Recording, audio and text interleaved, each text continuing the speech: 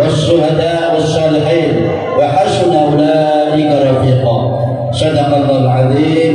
معاشر المسلمين حضرة المكرمين والمحترمين علماءنا وكرماءنا wabil-khusus para asatidz, para asatidah, seluruh jajaran masjid, pengurus masjid Nurul Huda yang berbahagia, tokoh masyarakat Bapak RT 03 dan RT 30, seluruh masyarakat lingkungan masjid Nurul Huda, serta anak-anakku semua yang hadir, yang berbahagia.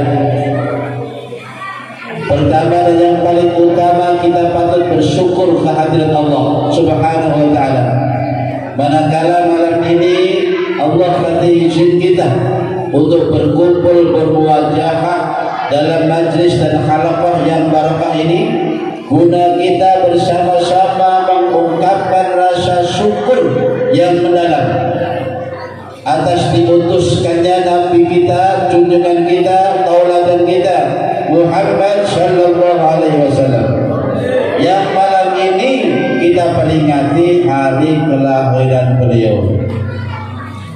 Ibu yang dimuliakan, sebelum kita membaca Maulid Tibai, ada salah satu hal yang perlu saya sampaikan sebagai motivasi agar kita lebih semangat lagi dalam membaca nanti. Adalah sebuah ungkapan dari seorang Syekh Siri As-Saqati. Beliau adalah salah satu tokoh sufi yang terkenal yang punya begini: man qasada mawdi'an yuqra'u fihi maulidun nabi sallallahu alaihi wasallam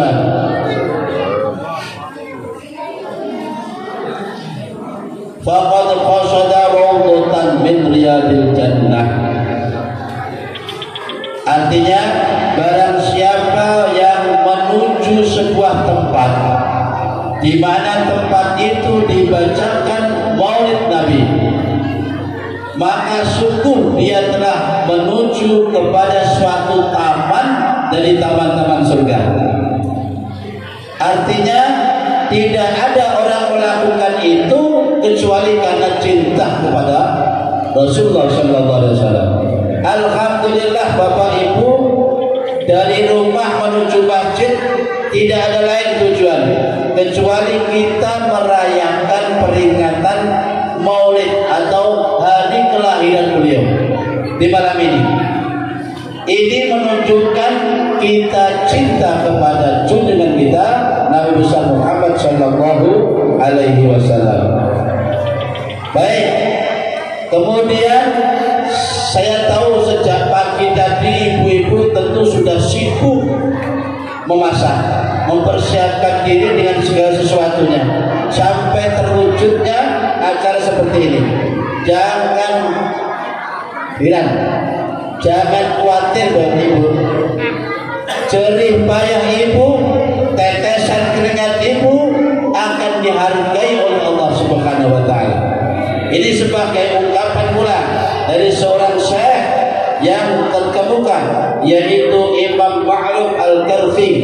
Beliau juga salah satu tokoh sufi yang terkenal. Ungkapannya begini: man hayya ta'aman li'ajlin min qira'ati maulidin nabi sallallahu alaihi wasallam wa jama'a ikhwanan wa aqada sirajan wa labisa jadidan wa tabkharu wa ta'attaru taqdiman li maulidin nabi sallallahu alaihi wasallam hasyarahu Allah yawmal qiyamati ma'al firqatil ula minan nabiyyin wa kana fi a'dadihim.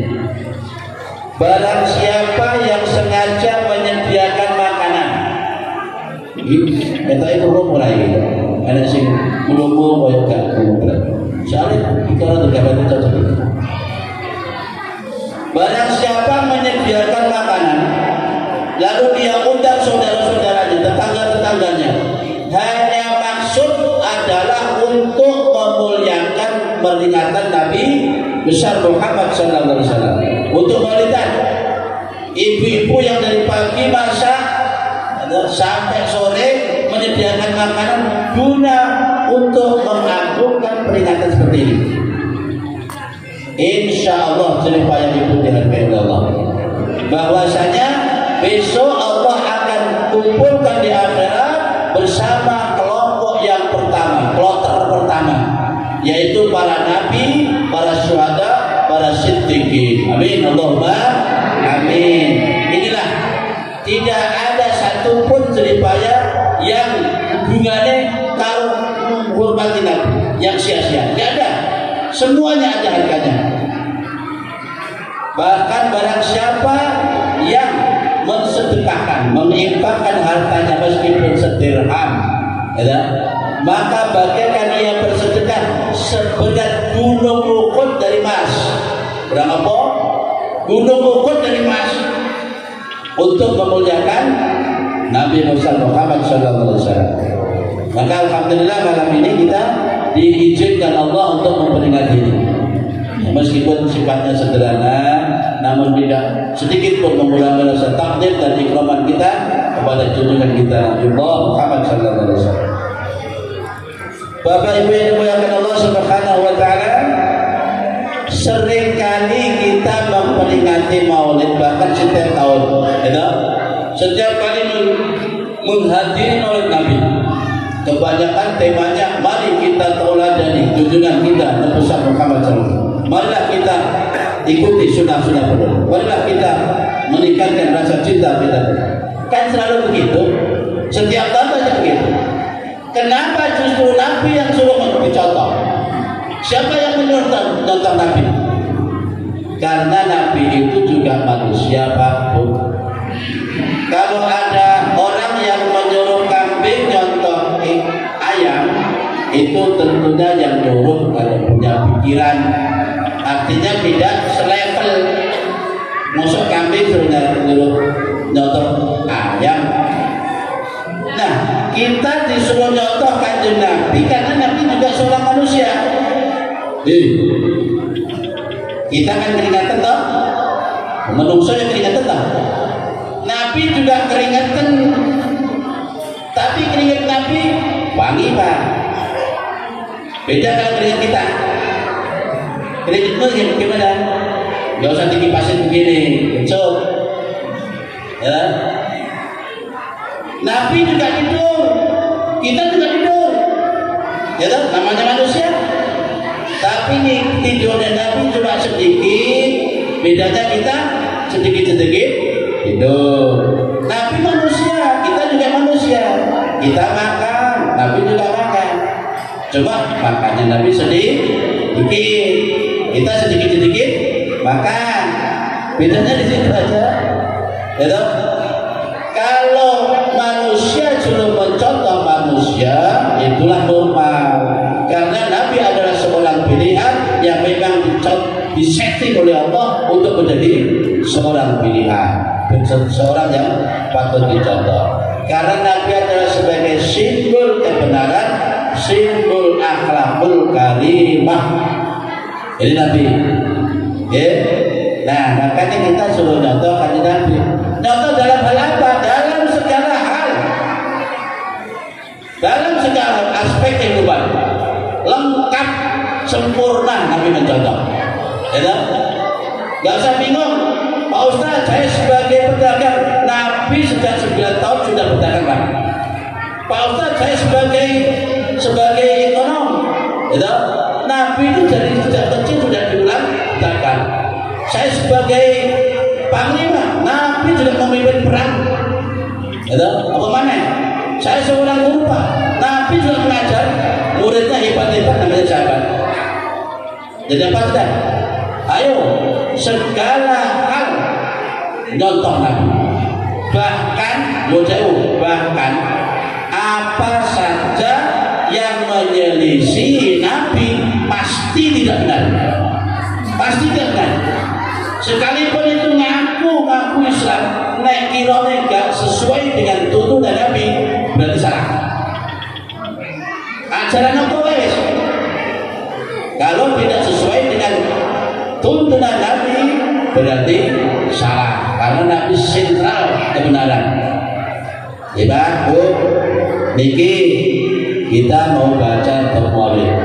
Ya, barang siapa mendatangi tempat di situ dibacakan maulid, maka bagaikan ia datang di pertamanan surga. Ya. Nabi bersabda begini, satu ungkapan, ya, ada orang yang sok mengaku cinta kepada Nabi, namun di sisi lain ia selalu gemar meninggalkan sunnah Nabi. Ini berarti bahwa kadzabun, dia adalah pendusta. Ngaku cinta tapi sunnah Rasul tidak dilaksanakan. Kadzab artinya pendusta. Ada seorang, tadi ayatnya saya bacakan, wa may yuti'illaha wa rasulahu fa ulaika hum ma'alladzina an'ama 'alaihim minan nabiyyin was-siddiqin was-syuhada'i was-shalihin wa hasuna ulaika rafiqa. Barang siapa yang taat kepada Allah, taat kepada Rasul, maka mereka itu nanti akan dikumpulkan bareng-bareng dengan para nabi, para mursalin, para siddiqin, dan para orang-orang soleh. Ingatkan, kalau anjing saja, ceritanya di dalam Al-Quran itu ada cerita. Ternyata ada hewan 10 jenis hewan yang bisa masuk surga. Hewan loh, hewan aja bisa masuk surga. Di antaranya ya, untanya Nabi Soleh tadi masuk surga. Terus bete Nabi Ibrahim, bete itu anak sapi, ya. Terus semut Nabi Sulaiman. Ada yang mengatakan burung butik Nabi Sulaiman. Terus di antaranya lagi anjingnya Ashabul Kahfi. Ingat nih. Anjing masuk surga. Iya. Apa ini rasanya? Anjingnya Ashabul Kahfi. Ingat. Tahu ceritanya Ashabul Kahfi? Ashabul Kahfi itu dalam Al-Quran tidak ada yang mengatakan 9 orang termasuk anjingnya, ada yang 8 orang termasuk anjingnya, ada yang mengatakan 7 orang termasuk anjingnya. Sekelompok pemuda pejuang Islam yang kesana kemari, hidupnya hanya dihabiskan untuk berdakwah. Ini namanya Ashabul Kahfi. Ternyata selain 7 orang ini Ashabul Kahfi ini, ada seekor anjing yang dengan setia selalu mengikuti dakwanya. Kesana kemari diikuti. Hujan ikut kehujanan. Ashabul Kahfi dilempari batu. Anjing ini juga ikut dilempari batu sampai kakinya berdarah. Ya. Nah, akhirnya cerita Ashabul Kahfi ini kan hidup sampai berapa ribu tahun itu, Pak? Ya. Sampai mata uangnya itu tidak laku, karena dia dijadikan Allah menjadi tidur di sebuah gua sampai anjingnya mati, tinggal tulang-tulang. Ya, itu singkat cerita. Akhirnya di akhirat nanti ada nih disusah, namanya pejuang dan pendakwah Islam. Ashabul Kahfi dinyatakan masuk surga. Begitu Ashabul Kahfi masuk surga, tiba-tiba ada anjing ini mau ikut masuk. Malaikat penjaga surga stop. Mau apa kamu? Saya mau ikut tuanku. Gak bisa, surga gak bisa di tempat anjing. Gak bisa. Saya mau keadilan. Apa alasanmu? Begini, waktu di dunia Ashabul Kahfi itu berjuang bersama-sama. Aku selalu mengikuti. Ketika mereka kehujanan, aku ikut kehujanan. Panasan, saya ikut kepanasan. Dikejar-kejar orang, saya ikut lari. Ketika dilempari batu, saya ikut dilempari batu. Sampai akhirnya berjalan.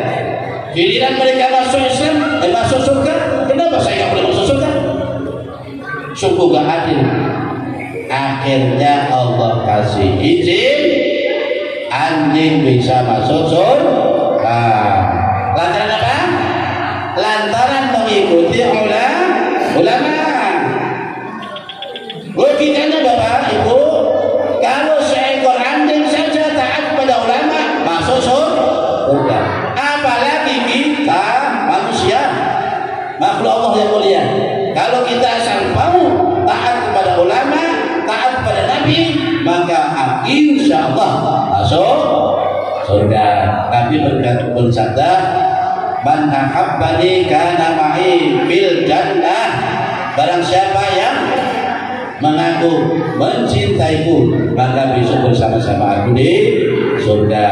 Inilah malam sebagai saksi bentuk kecintaan kita kepada Nabi. Buktinya kita dari rumah mau datang ke masjid, dari pagi sudah bikin makanan segala macam untuk hormat junjungan kita Nabi Muhammad SAW.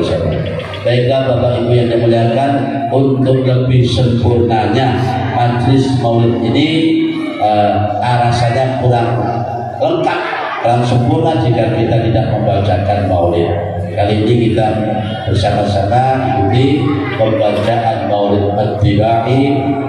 Semoga apa yang kita lakukan ini dicatat Allah Subhanahu wa taala sebagai bentuk mahabbah kita kepada junjungan kita Nabi Muhammad sallallahu alaihi wasallam.